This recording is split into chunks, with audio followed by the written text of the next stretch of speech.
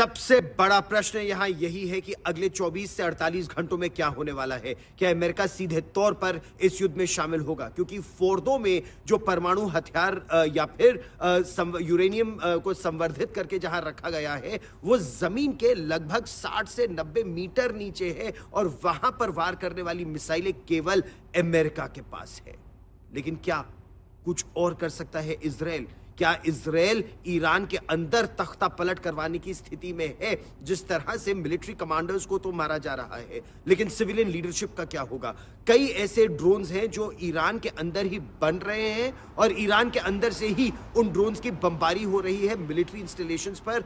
जो लॉन्चर्स हैं, ballistic missile launchers हैं, उनको ईरान के अंदर से ही ध्वस्त भी किया जा रहा है। इस तरह से एक बहुत ही प्रिसाइज मिलिट्री ऑपरेशन चल रहा है। लेकिन अगले 48 घंटों में क्या अमेरिका इस युद्ध में शामिल हो जाएगा? क्या पूरे मध्य पूर्व में परमाणु हथियारों का खतरा कई वर्षों के लिए समाप्त हो जाएगा? देखिए ये रिपोर्ट।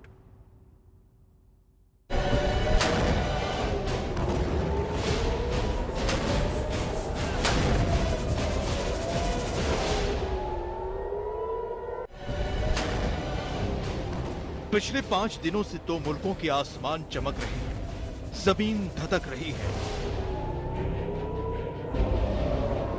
2300 किलोमीटर के फासले पर मौजूद दोनों मुल्क एक दूसरे पर बारूदों की बारिश कर रहे हैं। इन धमाकों में ईरान के तेल के कुएं तबाह हो रहे हैं।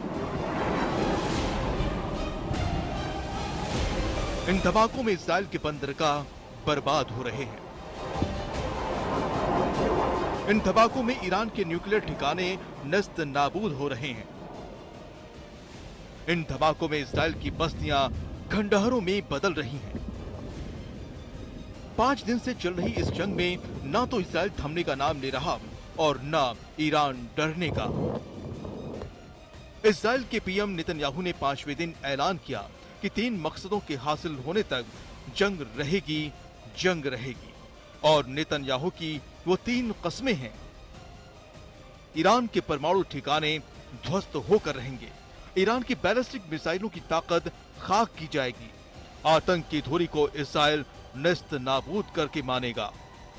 इस्राइल ने 5 दिन की जंग के बाद दावा किया कि उसने ईरान के परमाणु ठिकाने तबाह कर डाले हैं, ईरान के सैकड़ों मिसाइल लॉन्चर्स को ध्वस्त कर दिया है। ईरान के इस बड़ी खबर पर लगातार रहेगी नजर, क्योंकि अगले 48 घंटे मध्य पूर्व की दृष्टि से बेहद संवेदनशील हैं। जो भारतीय मूल के लोग भी इस समय ईरान में हैं, उन्हें सुरक्षित कौम के रास्ते से निकाला जा रहा है। लेकिन इजराइल में जो लोग हैं, अमेरिका भी कह रहा है, उनको निकाल पाना अमेरिकी नागरिकों के लिए, उनके लिए इस समय सुरक्षित नहीं होगा।